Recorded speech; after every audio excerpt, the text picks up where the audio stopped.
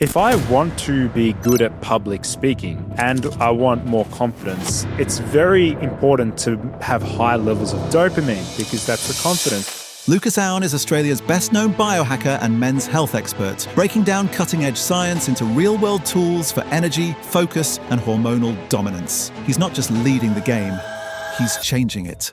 What is the single most powerful non-psychedelic compound that you've used to hack your dopamine system? It's a medication that they use in Russia to treat neurasthenia, which is just mental weakness, not having good adaptability. When I tried that, it literally blew me away. My energy was hyper elevated and just was in an incredible mood and very, very confident. Is this legal worldwide? You're listening to The Human Upgrade with Dave Asprey. Lucas, one of the reasons I want to have you on the show is, aside from being Australia's top biohacker, you are willing to say things that are maybe a little politically incorrect in the world of biohacking, as am I, right? It's like, what works is what works. It doesn't matter if it's cool or not. So I appreciate that about you. And so I want to be able to go deep on some biohacking topics and just compare notes. What do you think?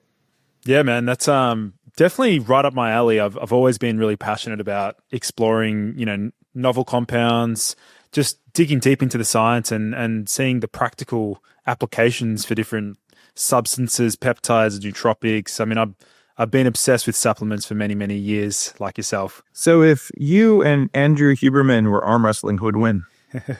Oh, geez, that's a tough one. Andrew, definitely, he'd roast me there. Yeah, for sure. Yeah. Okay. What if it was just like a mental match? Who would win? Yeah, definitely. His breadth of knowledge is far superior. I'm just messing with you on him. Like, no matter how you answer that, you're screwed. So, yeah, just kidding. And you've both been on the show. It's all good. What is the single most powerful non-psychedelic compound that you've used to hack your dopamine system? Yeah, so when most people think of dopamine, they think of the amino acids, the precursors, L-tyrosine, phenylalanine, and they use them as substrates, right? Like they're just basically building blocks. But when I was really obsessed with this topic, I wanted to understand what was the rate-limiting enzymes in the brain that actually govern how much dopamine the brain actually synthesizes from these precursors like tyrosine and phenylalanine. And then I quickly realized that it was all coming down to like this one key enzyme, which is the tyrosine hydroxylase enzyme. And I was like, okay, how do I increase the genetic expression of this enzyme in my brain so that every time I consume protein, I'm actually ramping up the synthesis of dopamine? And so I was researching what can we do to upregulate that. Cordyceps did it, but not very strongly. Forskolin, another nootropic, didn't really do it to a great extent. The one that really stood out to me was Bromantane, which also goes under the name as Ledastin. And when I tried that, Dave, like it literally blew me away. First of all, I think I actually, funnily enough, entered into a state of like mild hypomania because I was like, wow. Yeah, I was actually like sleeping like 5 to 6 hours per night, and my energy was hyper elevated, and my mood, I just was in a incredible mood and very, very confident and positive. I am at baseline, but this was just amplified to another level. And then I was digging deep into the research behind Bromantane, and if you look up how they prescribed it in Russia, it's a medication that they use in Russia to treat neurasthenia, which is just mental weakness, not having good adaptability. It's basically considered a synthetic adaptogen. And, I only used like 10 milligrams, which is like a baby dosage to begin with. But I actually realized, like looking back and understanding what happens in the brain when you actually microdose stimulants and amphetamines, there's some crazy research where it actually massively upregulates dopamine production. It causes dopamine supersensitivity in the long run, which was, Bromantane was like a really powerful drug for me. So Bromantane is, it's definitely working on the dopamine receptors, and it has a cousin that works really, really well on your refractory period as well, right? Yeah, That's the adamantane or Mm-hmm. amantadine. Yep. Yeah, which is also really powerful. in that regard. Adamantane, it is one of them that works very, very well. And strangely, it's related to an Alzheimer's drug that's an interesting nootropic, which is memantine. So Yeah. there's all these like cool little pharmaceutical drugs like that we don't necessarily talk about that often. So you felt more from Bromantane than you did from Modafinil, which is also kind of helping on the dopamine system. Modafinil for me, yeah. Like Modafinil is definitely dopaminergic, but I found it was like so pronounced in terms of the wakefulness component. So like that like fatigue feeling just never really set in with Modafinil. So it just completely blunted the adenosine's like sleepiness feeling. Whereas Bromantane, I felt like it was actually changing my behaviors in a way that made me like much more goal oriented, much more like confident, a bit more swagger, a bit more just like if we had to do like a social hierarchy contest, I think those that have really, really high dopamine, they tend to back themselves. They're like really they feel like they can outperform anyone else. That was a sort of effect that I got from Bromantane, and that was it literally set in after like 2 to 3 days. So it was really, really powerful in that regard. It's interesting. I haven't used it in a long time. Russians make all the cool biohacking stuff, like the weird drugs you haven't thought of, the bioregulator peptides, which I know that you're into as well. It's interesting. I'm going to have to experiment more because you said it took about 3 days to get the experience, or yeah. If you look at the half-life, of Bromantane, it's actually like 11. It's like 11 to 12 hours in men, and funnily enough, it has a different half-life in women, which I've never seen a drug.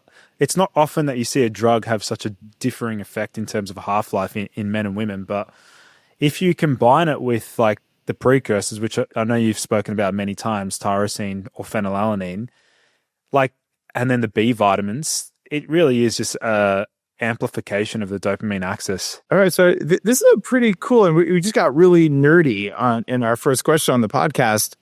And the reason that we'd want to increase dopamine in the brain is, well, because dopamine motivates you to do things that matter. So it's like a motivation hormone, but doing it in different parts of the brain is also important. If you upregulate dopamine in your limbic system, what's going to happen? Yeah, so the limbic system, that's obviously regulating our emotional responses to things. And so if we're upregulating the production in that area, that could obviously impact our behaviors in other ways, maybe exacerbate more of a fear-based response. Yeah, exactly right. But the drug that you're bringing to our attention here, Bromantane, it actually raises dopamine in the prefrontal cortex, but not in the limbic system, which is really, really unusual. I hadn't known that until we started talking about that. I was like, all right, I got to look up my notes on this. So is this legal worldwide? Where does it come from? Where do we get it? Well, I've actually, I use the second largest manufacturer of nootropics, Science.bio. You may have come across that company. Oh, yeah. Yeah, I like to get it from them. They're really high quality and they're all third-party tested. I don't really trust the Bromantane from any other, like any encapsulated Bromantane, I just don't trust personally. Just because I've tried them and they just don't have that effect. Interesting. So I'm just looking it up. How expensive is this stuff? Not terribly. In fact, I think I have some from this vendor in my like big bag of stuff. It's $70. It's not bad at all. Okay. So what are the bad things that could happen if a listener says, all right, I'm going to see if I can increase my genetic expression of dopamine and take over the world? Oh, geez. Well, I'd say with dopamine, you have to be careful that it's not over-converting into norepinephrine or noradrenaline, because the excess production of, norepinephrine can lead to a bit more anxiety, restlessness, a bit more irritability. Personally, I don't really find that because I'm always taking things that boost GABA at the same time. So I'm loading up on heaps of taurine, lots of magnesium, lots of things that act as like the inhibitory neurotransmitter. So I feel like the state of complete total social dominance and productivity is high dopamine, high GABA, moderately high acetylcholine, very low serotonin. And that state for me creates this, like, I want to just get things done.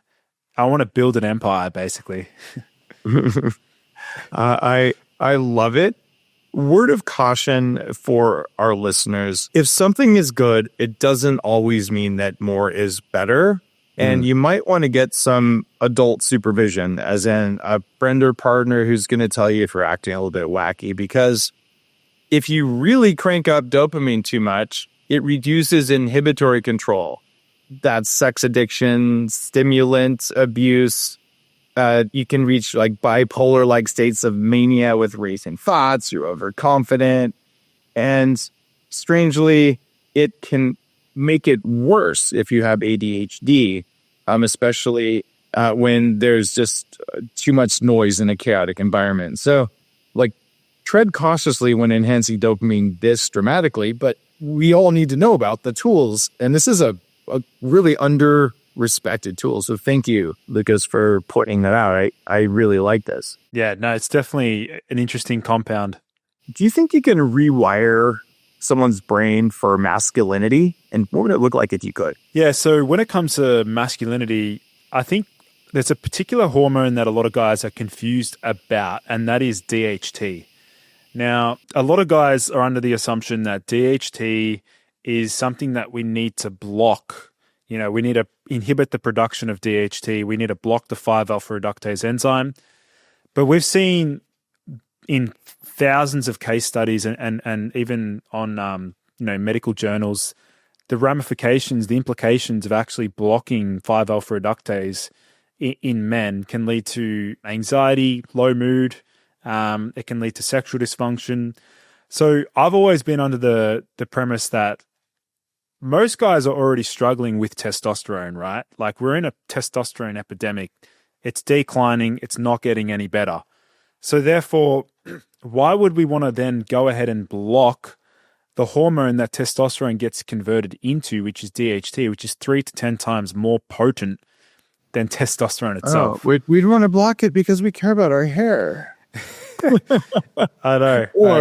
I mean, there's two reasons that guys block DHT, right? One is you don't want to lose your hair, and the other one is because of prostate enlargement, right? So the thing a lot of guys do, and I've gone through phases, this is before I really understood what was going on with my health. This is 15 years ago, where I would have to take saw palmetto, or I'd have to pee a lot, right? Because I had swelling in my prostate, because probably oxalate was the most likely thing that was causing that. But it hasn't been an issue. But if you keep taking saw palmetto, it can drop your sex drive because it's dropping DHT. And the idea is that your body makes testosterone, and if it doesn't get sucked up by SHBG, then what's left, some of it is active as it is, and some of it converts to estrogen, which you don't want, although you need some estrogen, not too much. And then some of it converts to DHT. And if you get too much, it might be why you lost your hair, but it's probably your mitochondria anyway, not your DHT. But if you don't have DHT, you're saying less libido, less masculine traits. Exactly. I've seen a number of guys who obviously have taken finasteride or saw palmetto in high doses. Reishi mushroom is another one at high doses. Can be problematic for some guys if they have low baseline DHT in the first place. So if they're already moderately low or just average for DHT, and then they suppress it even further.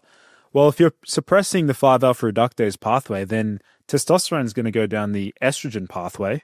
So you're going to be hyperaccumulating more estradiol, which is, it's not a bad thing, but some guys that ratio really impacts them. I did not know about reishi mushrooms having that side effect. They're generally good for the immune system, but I don't take them every day by a long shot. Okay.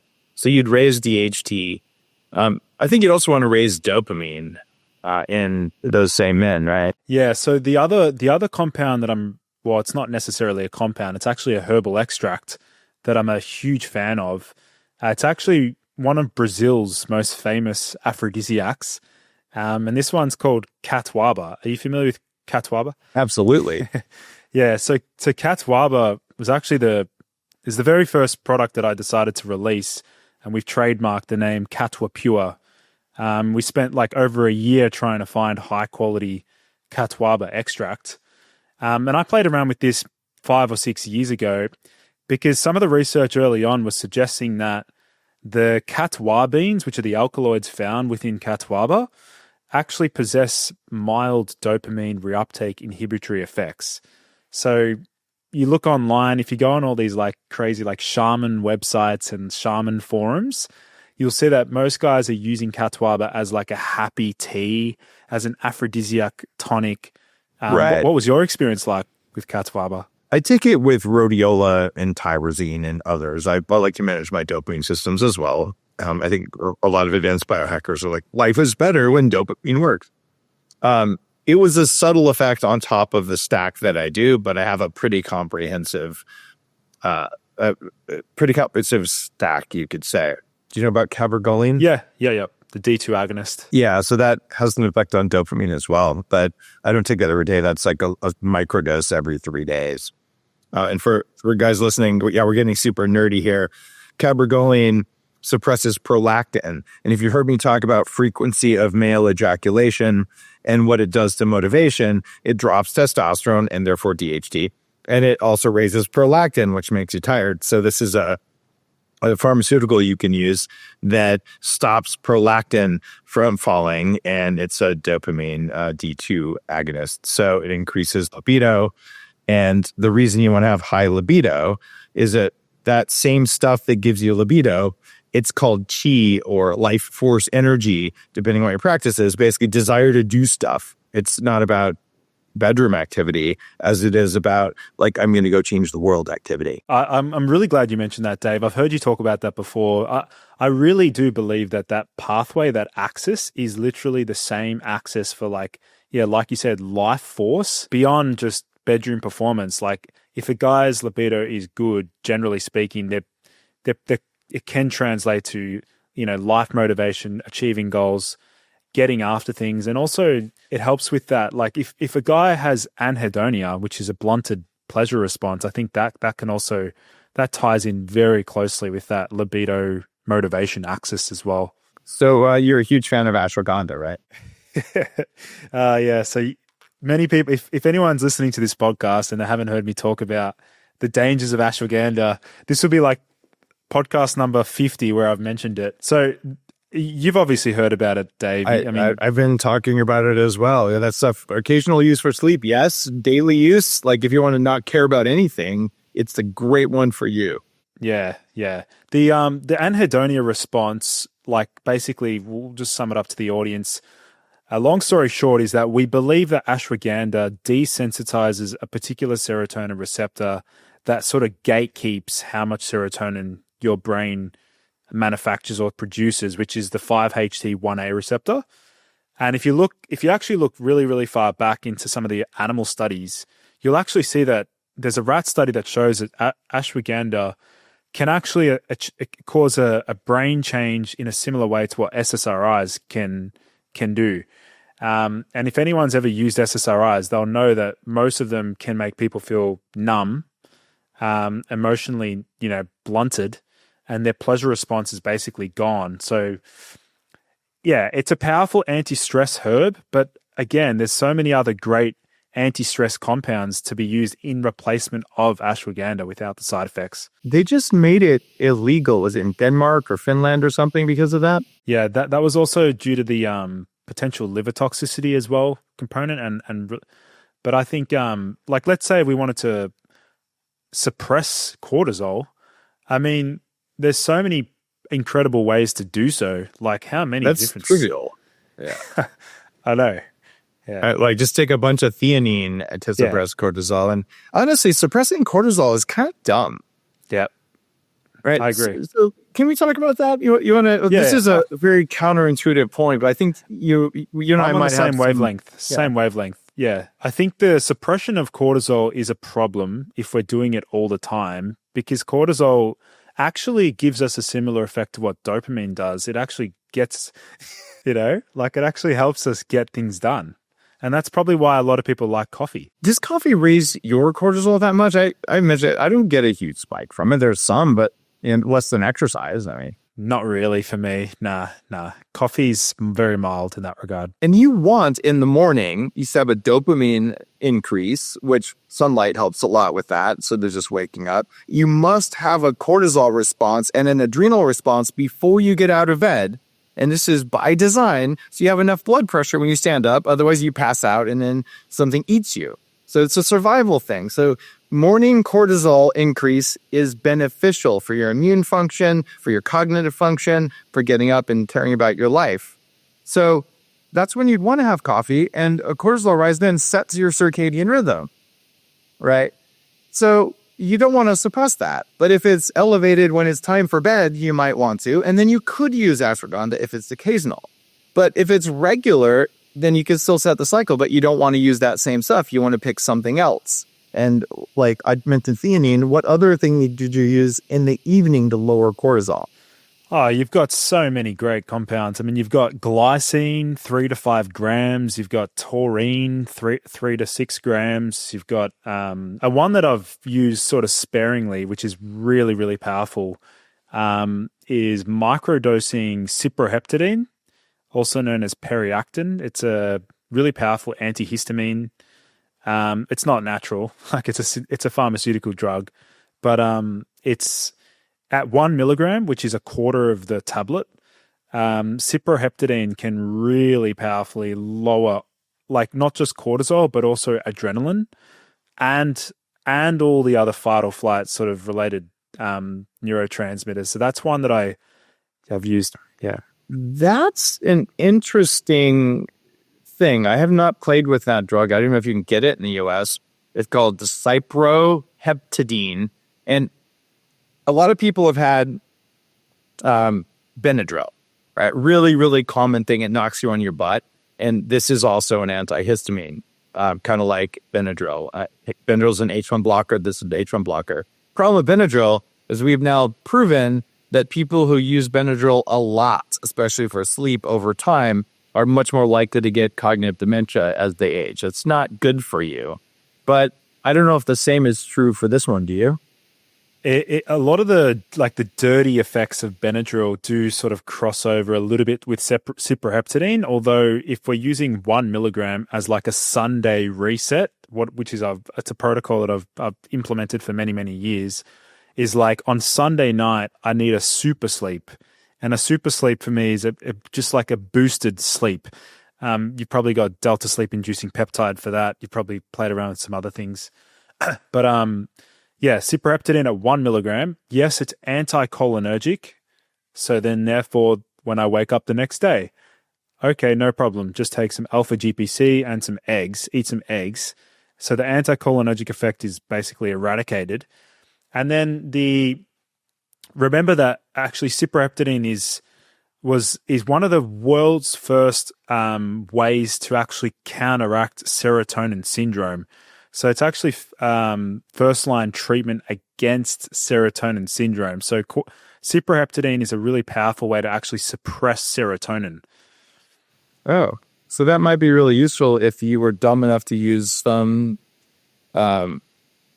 magical blue compounds that we all like, methylene blue with psychedelics that can cause serotonin syndrome, which can be really deadly. So if you're out there maybe at Burning Man in another few weeks here, and you're doing methylene glue or an SSRI and you kick some mushrooms and your blood pressure and heart rate goes through the roof, you can literally blow a gasket.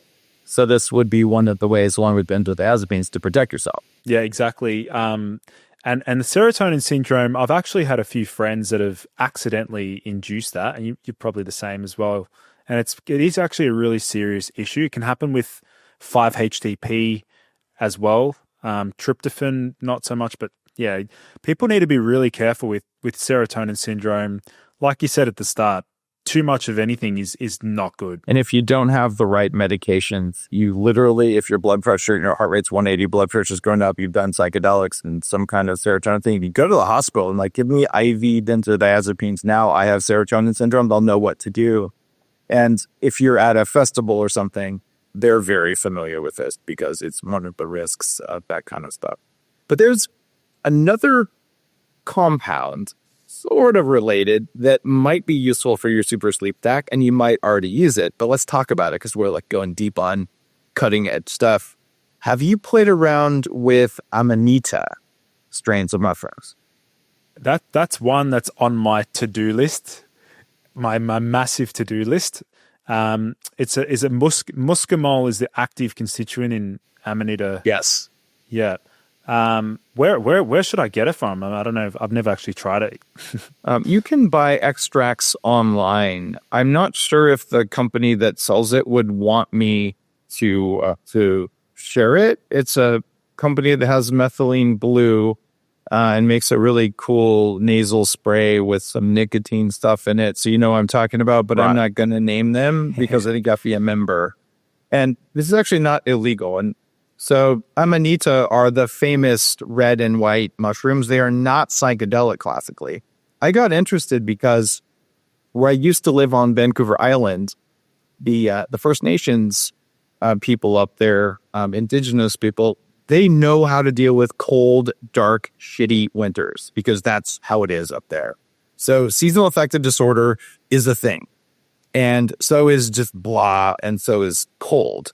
So they would take Amanita and they would cook it down into like a gel, like a jelly, and they'd eat a tablespoon of that every day. And then they don't care about cold and they don't care about darkness, which is kind of a big deal. So I have like a 3X extract. You take a dropper full before bed, and it works the muscarinic receptors, which is something that the drug you talked about does. And you get really interesting dreams and just a different quality, but a good quality of sleep. So if you're trying to like figure out, okay, I want to increase, we'll say masculinity, like we talked about before. So you're going to take your testosterone, you're going to take the other substances you talked about, and you're going to improve the quality of your sleep, quality of your dopamine. And so this might be a tool you put in there. Men and women can both use Amanita, of course. I know there's another herb that's really famous. It's really renowned for increasing flying dreams. Have you heard of that? It's Is this the African dream root or something different? It's I know that one, but there's another one. I think it's asparagus root. There's a particular type of asparagus that's known to create like flying dreams. I've never actually tried it though.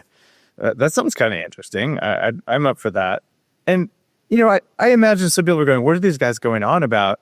Well, what's happening here is the quality of your experience of reality is incredibly affected by your neurochemistry and your mitochondrial biology. And so, like, what are the obvious things? It's serotonin, it's dopamine, it's adrenaline, it's noradrenaline, and their metabolites and their precursors.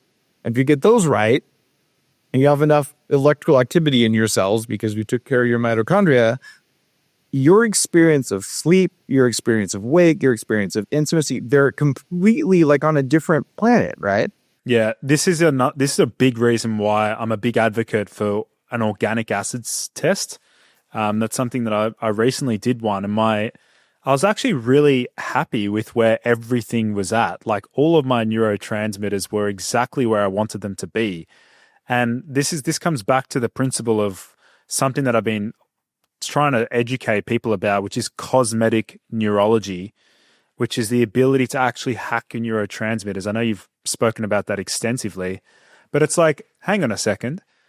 If I want to be good at public speaking and I want more confidence, it's very important to have high levels of GABA and reduce glutamate.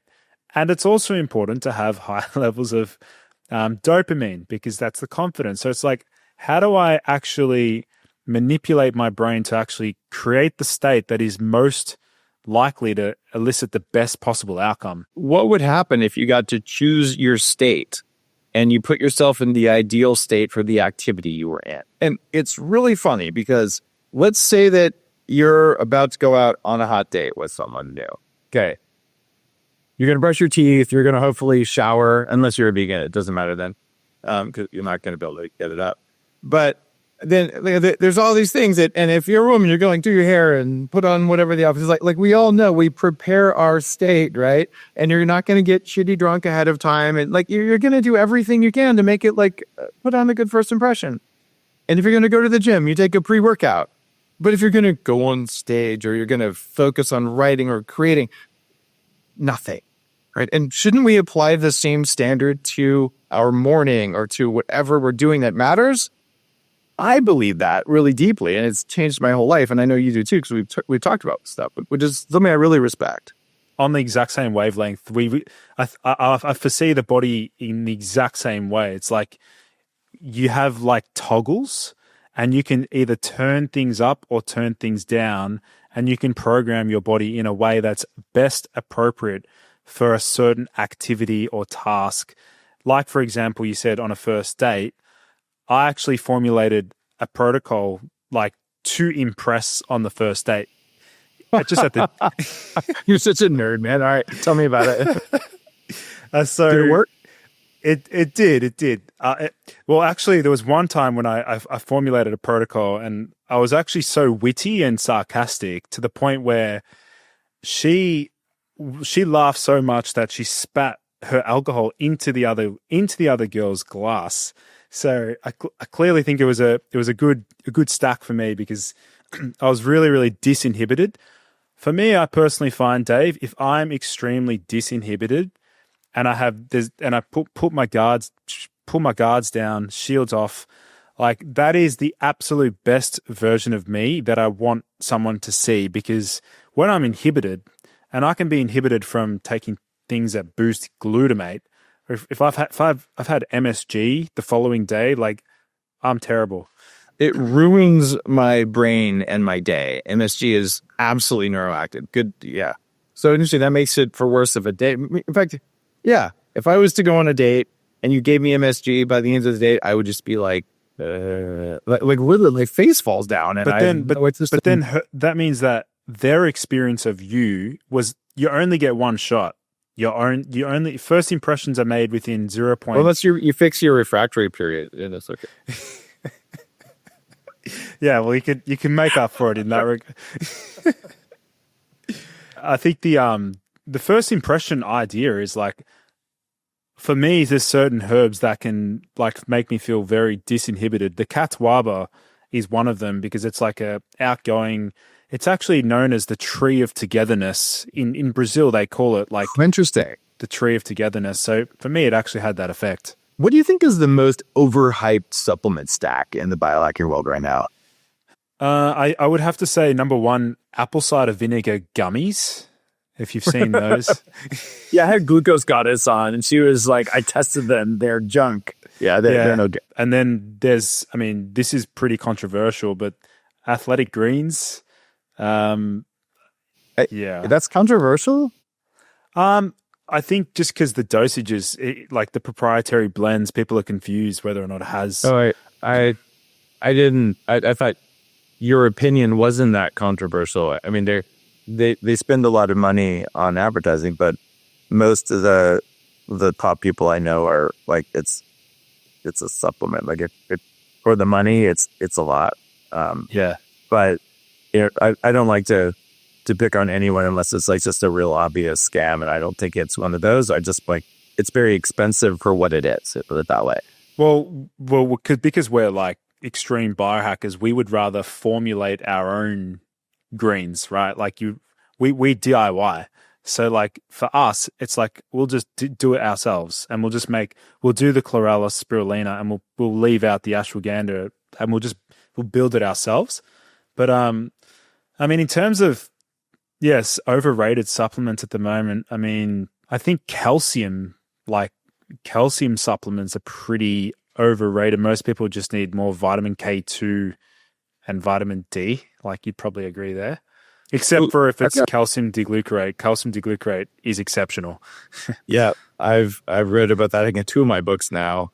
Although I will warn you, if you take too much calcium deglucarate, and guys, I have this section in, this is Smarter Not Harder, the book before, maybe the current one. I'm talking about these 3 special kinds of calcium. Calcium deglucarate is fantastic for getting rid of synthetic estrogens, as you know, estrogens, but it also gets rid of your estrogen. So if you're a guy and you take a lot of it, you can have zero estrogen. You need some estrogen for libido and for cardiac protection. And if you're a woman, it's probably going to be really helpful unless you're low on estrogen during some part of your cycle. But it helps with microplastics. You probably should be taking calcium D-glucarate at least some of the time. So there's some text for that. Right. Yeah, I've also emphasized that as well. Guys that I've worked with, I put them on protocols and it's boosted their testosterone, but they don't want to use an aromatase inhibitor to lower estrogen. Well, then I always start with like calcium D-glucarate because I've seen it slash estradiol on blood tests. And if that doesn't work and that's not bringing it down enough, then I might consider doing a high dose zinc because that obviously has aromatase inhibitory properties. And then there's some other sort of flavones that can do that as well. Is a really good one for that. Yep. So all the guys in my family have man boobs. Universally, in fact, my grandfather, we passed 20 years ago. He towards the end was like, you know what, these things hurt. Like now I understand women. And he's like, I'm gonna get a bro, and he actually like had something that would hold his man boobs up. And I was really ashamed of mine when I was younger. And I understand now I have genetics where my body consumes a lot of zinc. So I'm low on zinc, which would have been helpful. And I do aromatase quickly.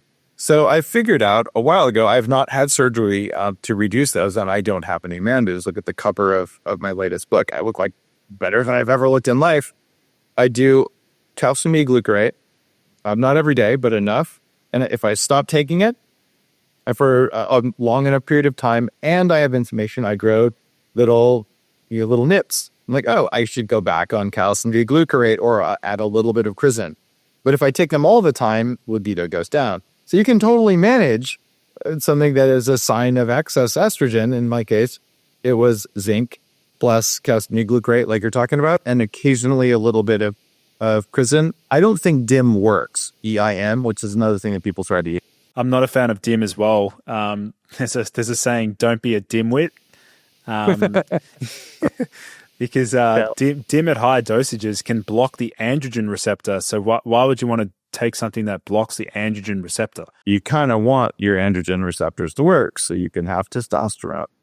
Do you take testosterone? No, I'm hovering around 900 to 950 nanograms per deciliter total testosterone pretty much year round with my stack. What's your free T look like? It's hovering around 600 as well, so it's pretty high. Interesting. There's some other number, at least maybe it's an American thing, because there's it's like 20 is the number that we're looking for. This is like a Ben Beekman number. Picograms per mil? Yeah, that's got to be what it is. Yep. So total test? Yeah, my total test is like 29. Oh, okay. So let's say the 900 is not your total. Your total is 2,900? Oh, no. My total test is 900 to 950 nanograms per deciliter. That's making some sense. Okay, cool. Got it. If I was at 2,900 Gs, I would be a specimen. I'd be the whole. Yeah, you'd be a specimen and probably like, looking at every doorknob like it was, I don't know. It's not, I don't think any one of us want to go there. Got it. So, and your age was? I'm 29. 29. Okay, so you're still where you really should be making it. Around 35, it starts to go down. And it doesn't always, but you're doing fantastic. Like if we were to draw a curve of 29-year-olds on the planet, you're in the top 1% of successful testosterone producers, I would say. Yeah, I would say like the reason why I was really obsessed with testosterone is because I saw the relationship between dopamine and testosterone.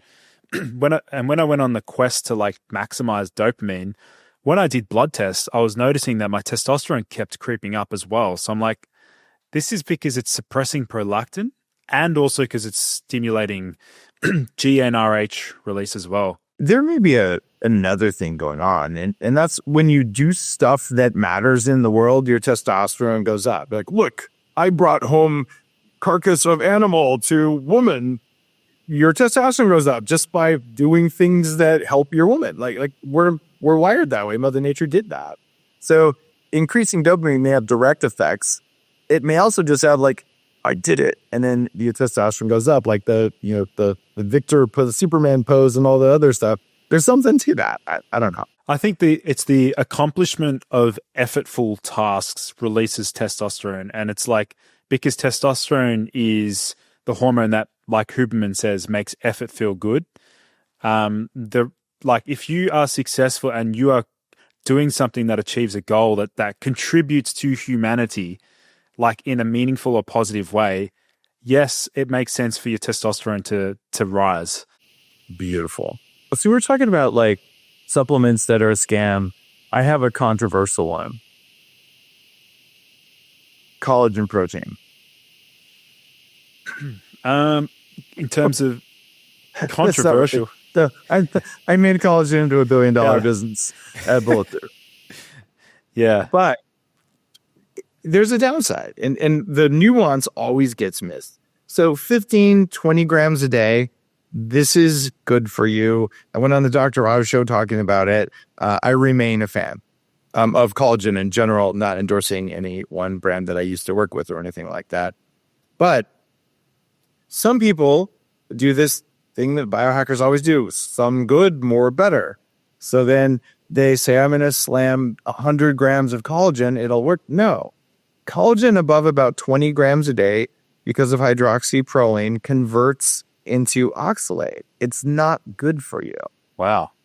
And oxalate is something I wrote about in the Bulletproof Diet, but it's, I think I under-index on how important it is direct in certain foods. So your body can remove 200 milligrams a day of this, but if you have toxic mold exposure or you eat anything that is considered a superfood, like almonds, raspberries, kale, of course, spinach, like all those things, then what you end up doing is you end up getting up to like a gram a day. And if you're taking a lot of excess collagen, it is not good for you. 20 grams a day is good, but no more, because if you do that, you just add to the oxalate load. And when it comes to mitochondrial function, we have studies showing that microscopic razor-sharp calcium crystals of calcium oxalate from your diet, they directly cut the mitochondrial membrane, so you have less energy. And they cause systemic calcification and inflammation. And one of the hallmarks of aging is cellular stiffening, which is caused by oxalate. So I think you have oxalate poisoning from superfood zealotry. And like, I don't eat brown rice, I don't eat whole grains, but I'm going to eat some sort of white flour. Only in Europe or Dubai, it's going to be white flour, not whole wheat, because of oxalate. And changing that one thing has made a big difference. And I can feel a difference. If I do 2 scoops of collagen, it's stiffness in the morning. I do 1 scoop, it's just fine. Why would the body convert hydroxyproline into oxalate? Like, what is the evolutionary advantage of that? That's what I'm thinking. That is a really interesting question. I wonder if it's microbial. I don't think it is. Like, it doesn't make sense that why would the body have a pathway for that? It doesn't, because hydroxyproline is good for cartilage and things like that. But why would the body do that? Is it because excess hydroxyproline? Oh, it's because we need glyoxylate. It's a central metabolite for lots of amino acid processing. So we have to make it. And if you have extra, it goes to oxalate because that's the only way we can get rid of it. So we prioritized acute survival over long-term damage, which is what Mother Nature does in everything. That would make so much sense, wouldn't it? How many people do you think? I mean, with the oxalate, I know you've spoken about it a lot, and I've liked all of your kale posts. Every single time you do it, I share it because I love those. I love it how you keep just bashing it into the vegans. But like, how many people do you think are really suffering from oxalate issues, and they're just not aware all of them? Wow, it is that big of a deal, and I did not know this when I wrote the Bulletproof Diet, and I keep referencing that because more than 1 million people have read that book, and it's changed a lot of the way that we talk about some of our health things, including cyclical ketosis. In first chapter, I'm like, here's what to watch out for in plants: lectins. And Dr. Gundry's done a great job of talking even more about that. Look at histamine in food as something that matters, and then look at mycotoxins and look at oxalates and look at omega-6 oils as these are, and they'll affect you differently. But since that time, Sally Fallon came out with a book that went really deep in science on the rate of oxalate excretion. And here's what's weird. we had abundant, like thousands of papers on oxalate before 1955. It was everywhere because we used it in bars to clean things. We used it in farming. You cure lambskins and leather with oxalate in old process. So you stick your hand in there and literally you would crystallize inside your body. It was pretty brutal. So we understood this, and then it went away. And then we started eating all these weird fresh fruits or fresh vegetables that only came about because of refrigeration. Before that, you have to pickle it, and fermentation gets rid of a lot of oxalate. So our levels went up and up and up. But when you're young, you don't experience oxalate very much. And there's a reason for that. The reason is that when you're young, your tissues have not been saturated with these microscopic Gaussian crystals. So your ability to handle it is higher. Your kidneys work better. But oxalate, 70% of kidney stones are caused by oxalate, not by phosphate. So you just realize, oh, it's a thing that accumulates in the body over time slowly. It's like, or I can eat a handful of almonds, doesn't cause any trouble. But then 10 years later, it does cause trouble because you kind of filled up.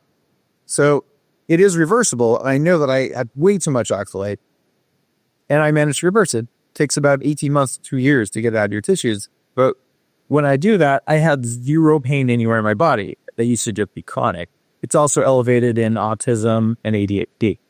I wasn't aware of that statistic around, was it the body is capable of removing about 200 milligrams per day. And that's in a body that's not compromised, though, like in a normal... Yeah, normal healthy human rate of excretion. And we're talking one spinach, kale, almond milk smoothie has a gram. And there's a case report of a guy who died after 10 days of green smoothie cleanses of massive kidney failure. Like, it's that big of a deal. And he probably had other issues, to be perfectly honest. But, like, yikes. So a lot of people, they're waking up like, oh, I have all these GI problems. I'm having problems with my poop. I'm having joint pain. I'm having skin issues. I'm having crunchy stuff around my eyes. All the symptoms that you have. It's directly correlated with oxalate. I've got it out of my body. I don't eat it. I have none of that. Yeah, that's super. It makes sense why so many people respond so well to like the carnivore diet. Like, surely most of the benefit of the carnivore diet then is just the removal of oxalates. I believe it's a major part of it, but I can't say most, because you're also removing about 100 other plant toxins. So for some people, it's nightshades and oxalate. For some people, it's primarily oxalate. But if you go from high oxalate to zero oxalate, the body will start releasing it. It can actually get worse. So people who go on carnivore and experience a really bad first week, that's probably also oxalate before it starts getting better. But you can use biohacking to make yourself better with that. And the answer there is lots of potassium citrate, tons of lemon juice. I did 2 ounces or more of lemon juice a day for 2 years. And eventually you just get it out. But it takes a while. And man, I love not having anything hurt. The places where I've had 3 surgeries on my knee, I've had a joint rebuilt on my foot, 0 pain at all. But if I go out there and I eat a big handful of walnuts, chocolate, raspberries, even sweet potatoes, which I've been a fan of, they're very high. If I don't eat that stuff, I am golden. And that's what we're talking about, I think. And I feel like with the kind of biohacking that you do and that I do, there's probably some ways to block it and some ways to be able to do things. But I just want people to know you get to choose your state on the pain you have, dopamine levels, your testosterone levels. What do you know about biohacking for women specifically? Well, when it comes to women's health, usually I'm like referring on to female practitioners who are like better versed than I am. But in terms of their let's just look at like the calorie intake side of things during their period. I think the most obvious one is like around when they're getting when they're menstruating is when they need to up their calories. Usually they get different types of cravings.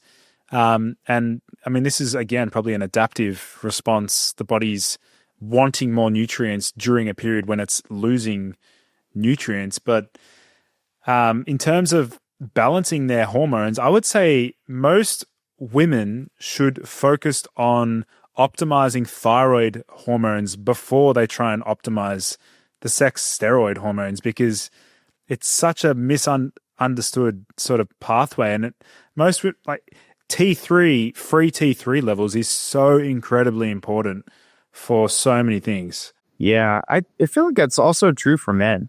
I was 26 and I'd hit that 300 pounds and my thyroid was almost undetectable and my testosterone was lower than my mom. And Wow.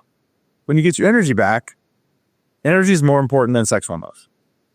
It's a survival thing. To get your energy back, the body may start making sex hormones, but you probably want to supplement both. When it comes to women and biohacking, I think the most important piece of information I have, and I've written a book on fertility, like I've gone really deep on female hormones and all that. It's that around 35, women, they start to hit the wall. Like, what is wrong with me? And it's because your body makes stress hormones, cortisol, and adrenaline. These are necessary and useful, right? But it also makes counter stress hormones. And these are things like progesterone, pregnenolone, and DHEA. And at 35, and specifically between 35 and 45, your production of those goes down. So if cortisol and adrenaline are energizing, but aging and stressful, and you make their counterbalance very well before you're 35, you can have resilience. But since you keep making your stress hormones, but your counterbalance production goes away, you should know that about 35, if you're a woman, your job is to measure progesterone, pregnenolone, and DHEA and start supplementing those so you have your counter stress hormones the way you did when you were 25. And if you do this, you'll have much, much easier perimenopause, probably much later.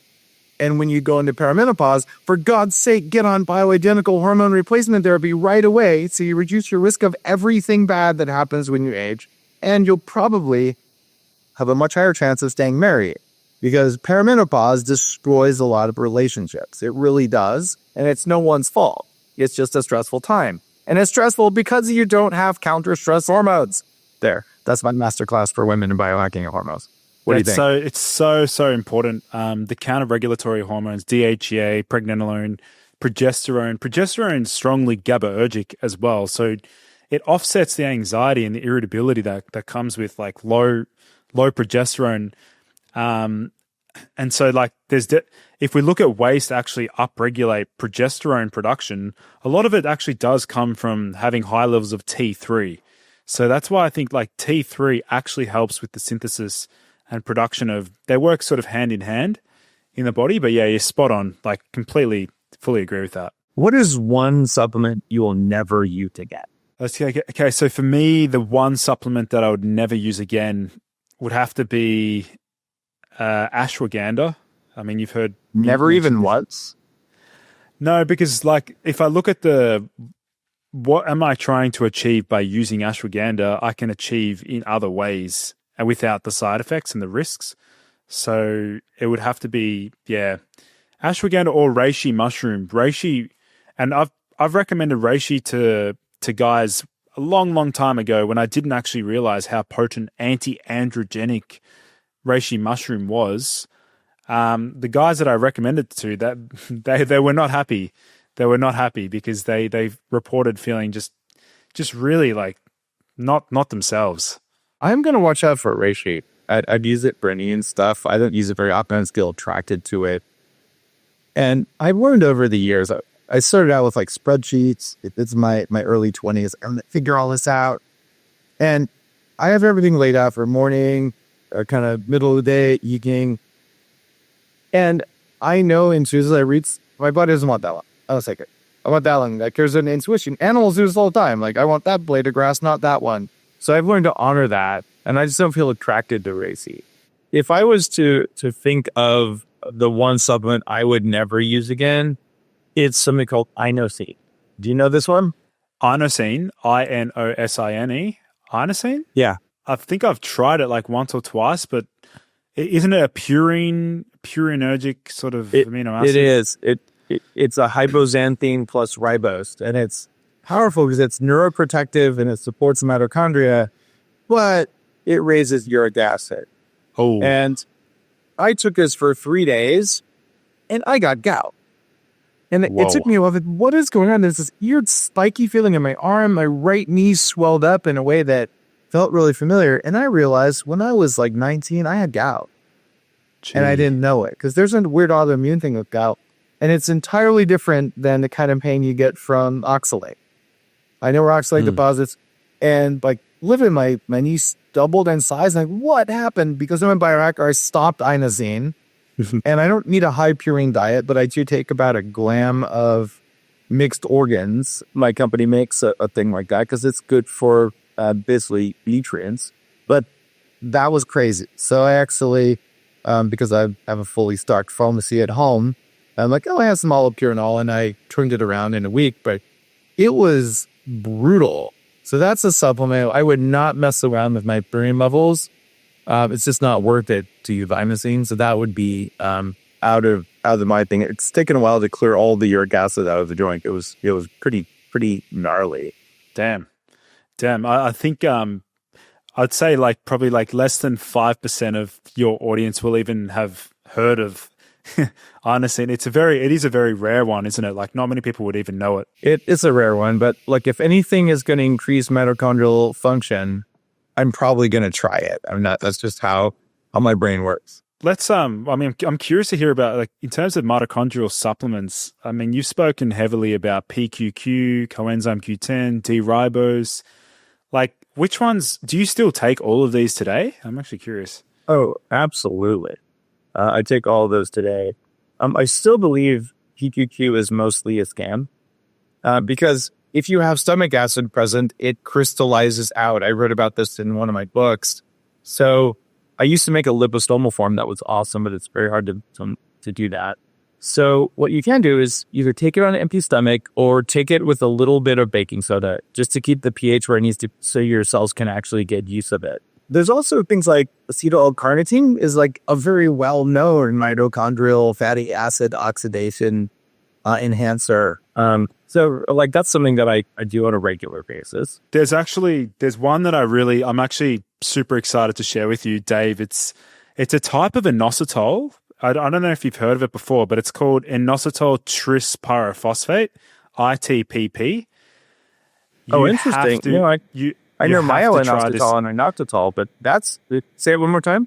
Inositol tris pyrophosphate, so ITPP. This one here, you're going to be blown away by what this one does. Basically, what happens in the body is normally red blood cells only release about 25% of their stored oxygen during each circuit around the body, but ITPP actually increases this figure by about 35%. So the way I look at ITPP, it is used by it's used in horse racing because it massively improves endurance. ITPP basically feels like EPO in a capsule. Like that's my subjective experience with it.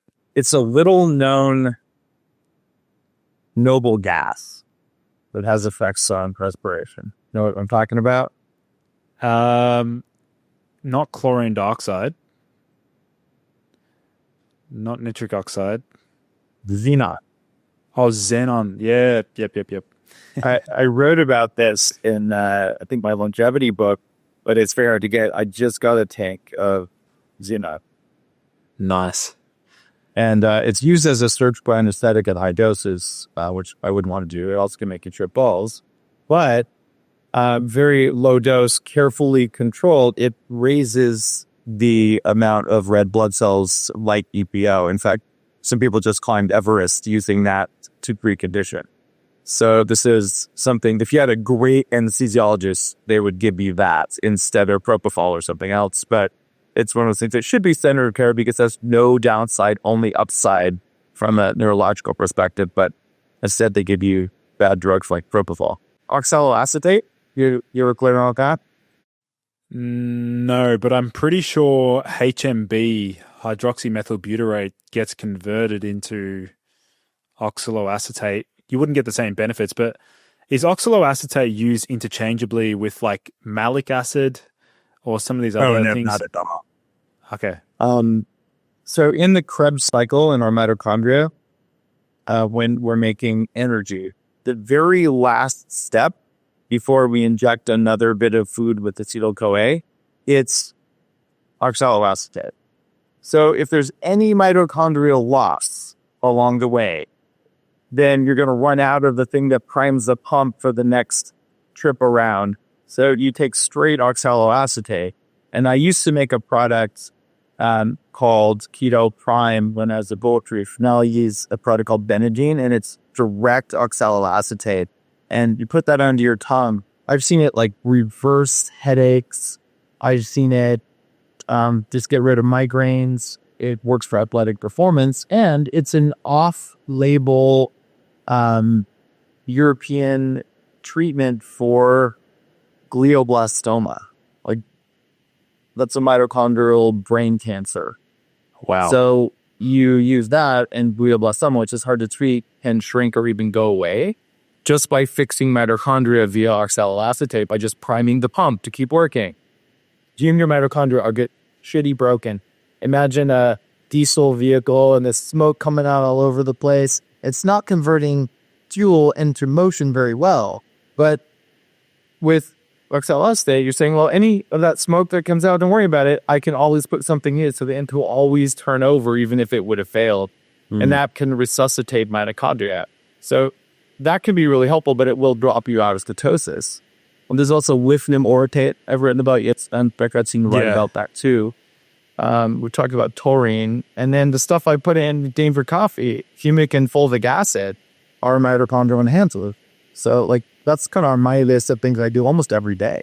Yeah, I can't wait for you to try the ITPP, the inositol tris pyrophosphate. Once you see some research on it, you'll be, I can almost guarantee you're going to want to release it to the market because it's Sweet. Unbelievably effective. It's completely different to like myo-inositol, but it's honestly like the endurance, the mental clarity, it's really, really good. It's going to work like intermittent hypoxic training. Yeah. It makes your hemoglobin let go of oxygen more easily. And Exactly. I do intermittent hypoxic training at Upgrade Labs. Okay, this is a cool supplement. I'm going to play around with this. Yeah, definitely.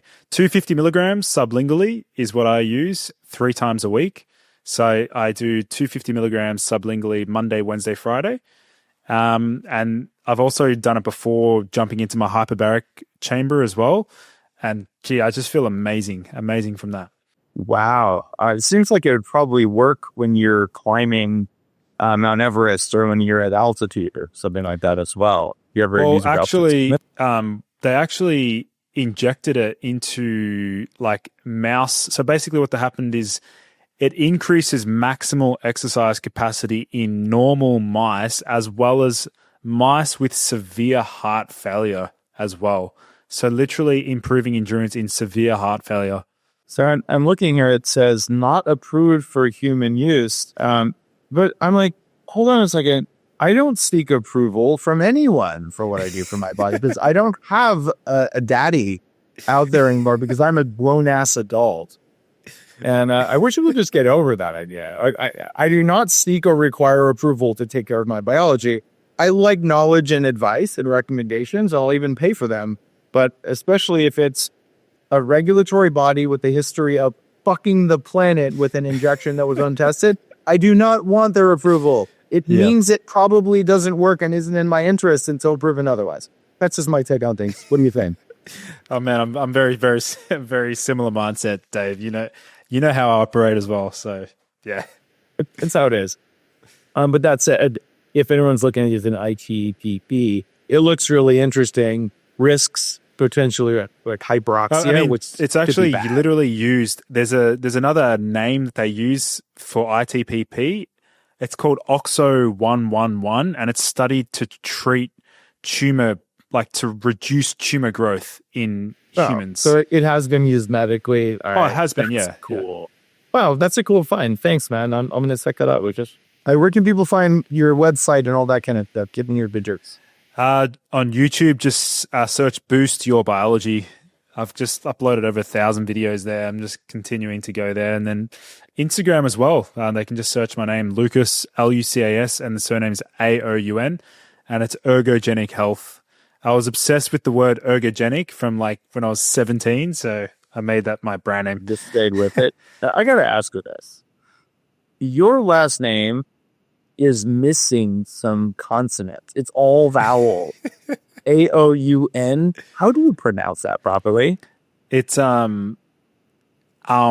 Like, but I just make it easy for people and just say Owen, like Owen. So it's like noun, but without the first N. Yeah. And is it different if it's like an Australian?